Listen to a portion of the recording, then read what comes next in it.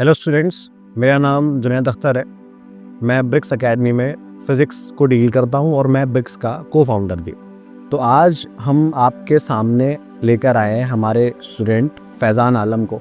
इनका नीट 2024 में 657 मार्क्स था और इस बार नीट 2025 में इनका एक्सपेक्टेड मार्क्स है 640। तो फैज़ान, मैं आपसे ये जानना चाहता हूँ कि आप जैसे ब्रिक्स में 11th-12th में रहे, फिर आपने ड्रॉप में पढ़ा, तो सबसे पहला सवाल जो मेरा आपसे है कि आपका ब्रिक्स को लेकर क्या एक्सपीरियंस है? तो मैंने ब्रिक्स से ही 11th-12th किया था और 11th-12th में शाम में चारों क्लासेस हुआ करती थी, फिजिक्स, केमिस्ट्री, जूलॉजी और बायो की, तरफ बॉटनी की। और उसके क्लासेस के बाद जब ख़त्म हो जाया करती थी उसके बाद डीबीपी हुआ कर देते हैं। डीबीपी हम लोग दे के घर जाते थे, वहाँ पे उसका रिजल्ट भी आया करता था और सॉल्यूशन भी आता था। उसके बाद से हर संडे एक टेस्ट हुआ करता था, जो कि अभी तक जितने पैटर्न चलते आ रहे हैं उसी के हिसाब से टेस्ट होता था। तो टेस्ट में भी नंबर आते थे तो कॉन्फिडेंस मिलता था। वैसे ही जब 12th हो गया उसके बाद 2024 का जब एग्ज़ाम हुआ तो पेपर 24 में आसान था। तो उस वक्त तो मेरे 657 तक नंबर आए थे, लेकिन आसान पेपर होने को जो कट ऑफ काफ़ी हाई चला गया। इसकी वजह से पिछले साल अच्छा कॉलेज ही नहीं मिल पाया, तो इसलिए मैंने सोचा फिर से एक बार और ड्रॉप ले लेते हैं और इस बार किसी अच्छे कॉलेज में जाएंगे। तो फिर से हमने ब्रिक्स एकेडमी से ही ड्रॉप किया और यहाँ पे ड्रॉप में भी सब सही चल रहा था। यहाँ पे 11th के 12th के रिवीजन भी कराए जा रहे थे हफ्ते में और टेस्ट सीरीज भी हर संडे को हुआ करता है और डीपीपी क्लास के बाद तो वैसे निकलता ही है। और साथ में जो क्लासेस हैं उनका रिकॉर्डेड लेक्चर भी हमें मिला करता है, तो अगर कभी क्लास भी अटेंड नहीं कर पाए तो आराम से घर पर बैठ के देखा जा सकता है। तो फैज़ान, आप एक बात बताइए, जैसे लास्ट ईयर तक तो पेपर का पैटर्न जो था वो बहुत ईजी था। ऑलमोस्ट हर बच्चे को एक बहुत ईजी वाला कंटेंट ही पढ़ाया गया था हर कोचिंग में। हमारे यहाँ भी जो नीट का प्रीवियस पैटर्न चल रहा था उसी हिसाब से पढ़ाया गया था। अचानक से इस बार पेपर जो है वो हर सब्जेक्ट का थोड़ा सा स्टैंडर्ड आया और फिज़िक्स को ज़्यादा टफ आया। तो स्ट्रैटेजी आपकी क्या रही इस ईयर में जिससे आपका टफ पेपर में भी एक बहुत अच्छा रिस्पेक्टेबल स्कोर है? इवन ये देखा जाए तो शायद लास्ट ईयर के बराबर ही कह सकते हैं। इवन अगर रैंक आएगी तो वो लास्ट ईयर के रेस्पेक्ट में तो बहुत बेटर आने के चांसेस है। तो ऐसा क्या स्ट्रैटेजी आपने फॉलो करा अपनी प्रिपरेशन के टाइम पर? ठीक है ना, क्या बुक्स या क्या पढ़ते थे, किस तरीके से आपकी तैयारी ऐसी रही कि हम टफ लेवल के पेपर को भी अच्छे से कोप अप कर पाए? स्ट्रेटेजी तो कुछ खास फॉलो नहीं किया था हमने। नॉर्मल जो कोचिंग के मॉड्यूल थे वही सॉल्व किया था, बाकी एनसीईआरटी के कुछ क्वेश्चन होते थे एग्जाम्पलर वगैरह के वो हो गए और फिर नोट्स पढ़ा करते थे। फिर टेस्ट सीरीज के जो भी क्वेश्चन हो गए, ऑनलाइन भी काफ़ी सारे क्वेश्चन मिल जाया करते हैं, वो सब सॉल्व किया था बस। तो फैज़ान, मतलब आप ये कह रहे हैं कि आपने मतलब बेसिक जो हर बच्चा कर रहा था लास्ट ईयर के पैकेज लगाया, एनसीईआरटी के सवाल लगाए और बाकी जो आजकल अब जो हर बच्चे के लिए है कि बहुत सारे नीट लेवल के क्वेश्चंस जो ऑनलाइन अवेलेबल रहते हैं, आपने वो मटेरियल यूज़ किया। ठीक है, तो बस मेरा आपसे एक सवाल ये है कि जो आजकल अब जो बच्चे नए हैं जो 26 में देंगे, 27 में देंगे, अब उनका ये परसेप्शन है कि पेपर बहुत टफ आने वाला है। तो एज इन हम तो बच्चों को रिकमेंड करेंगे ही, लेकिन सेलेक्टेड स्टूडेंट्स की या उन बच्चों का ज़्यादा अच्छा इम्पैक्ट होता है। तो आपका क्या सजेशन रहेगा इस बात पर कि सर ये चीज़ें और शायद अब बच्चे कर सकते हैं? मैं तो यही सजेस्ट करना चाहूँगा कि जेईई मेंस वगैरह के क्वेश्चन लगा सकते हैं और बाकी अगर कुछ ज़्यादा ही टफ जो क्वेश्चन आ रहे हैं इस पर जैसे आया था तो उनको तो करना ही नहीं होता है, वो छोड़ के भी आया जा सकता है।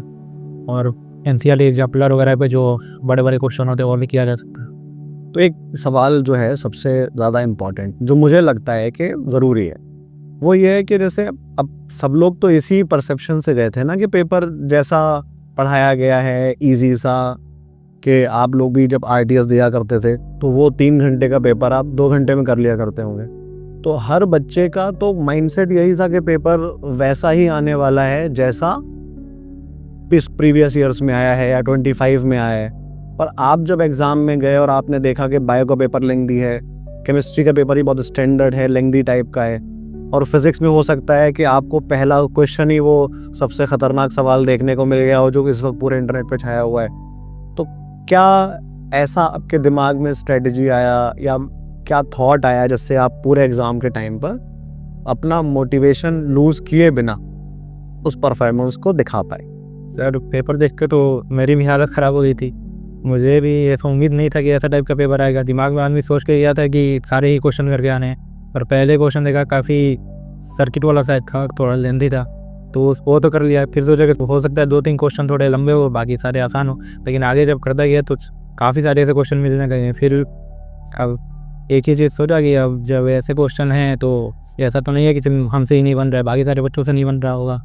तो फिर जो लेंथी क्वेश्चन थे उनको हम छोड़ने लगे, डायरेक्ट 2-4 क्वेश्चन 5 क्वेश्चन ऐसे छोड़ दी, और जो भी इजी टाइप के क्वेश्चन थे जो हमसे बन जा रहे थे उसको पहले किया, और उसके बाद से जो छोड़े हुए थे उसको भी वापस आ गया, उनको ट्राई किया, तो उसमें से भी 2-3 क्वेश्चन फिर बन गए, तो उनको मैं जितना बना उतना कर लिया, फिर आगे वाले पोर्सन पे गया। ठीक, बायो जो था हमने लास्ट में किया था, क्योंकि पहले ही पेपर लग रहा थी ना, बड़ा है, बायो पहले करेंगे उसमें ज़्यादा टाइम लग जाएगा, तो लास्ट में इसमें कैलकुलेशन काफ़ी मिस्टेक हो सकता था। अच्छा, बायो तो मैंने 15 से 20-25 मिनट में किया, तो इसलिए तो बायो आपने 20-25 मिनट में कर लिया। ये मतलब कह सकते हैं कि आपका अचीवमेंट है इस बात के एग्ज़ाम में। तो बायो लेंथी होने के बाद भी आपको 25 मिनट्स लगे पूरा बायो करने में। अप्रॉक्स टाइम क्या लगा होगा सब्जेक्ट वाइज अगर पूछा जाए तो? सबसे ज़्यादा टाइम तो फिजिक्स में ही लगा था। 2 से शुरू किया, फिर 3-3.5 तक हो गए थे, यानी 1.5 घंटे लग गए फिजिक्स में। फिर केमिस्ट्री 4:15 तक हुआ, और उसके बाद से 4:20 या 45 तक मेरा ये हुआ था बायो। तो फैज़ान, मतलब ओवरऑल जो मैंने आपका एग्ज़ाम का स्ट्रेटजी सुना और तैयारी का सुना, मुझे लगता है कि एक अच्छे स्टूडेंट्स की यही क्वालिटी है, वो इतना ही करता है कि आपको जो कंटेंट टीचर दे रहा है, जो आपके पास अवेलेबल बुक्स है, उन्हीं को पढ़ना है, उन्हीं को रिवाइज करना है, उनसे ही जितना आप एक्सट्रैक्ट कर सकते हैं वो अपने एक्सट्रैक्ट करने की कोशिश करिए।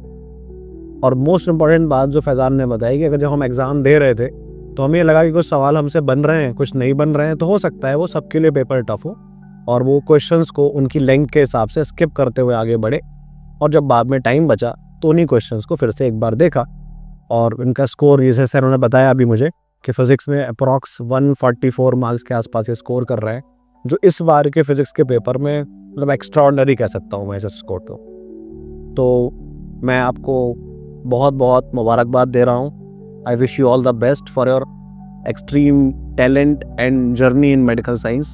आप अच्छे से नीट में क्वालिफाई कर रहे हैं, आप अच्छे डॉक्टर बने, और जो भी आप जिस आगे जाएंगे, जिस जो परफॉर्मेंस है आपकी, इससे आप उम्मीद है बहुत ग्रो करेंगे।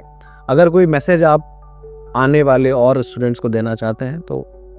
मैसेज तो यही दे सकते हैं कि अगर आप अलीगढ़ में अभी पढ़ रहे हैं तो ब्रिक्स अकेडमी ज्वाइन कर सकते हैं। यहीं पे हमने भी अपना 11-12 किया था, और बाकी कॉन्फिडेंस रहिए, और थोड़े हाई लेवल के क्वेश्चन भी थोड़े प्रैक्टिस करते रहिए साथ साथ में। Bricks Academy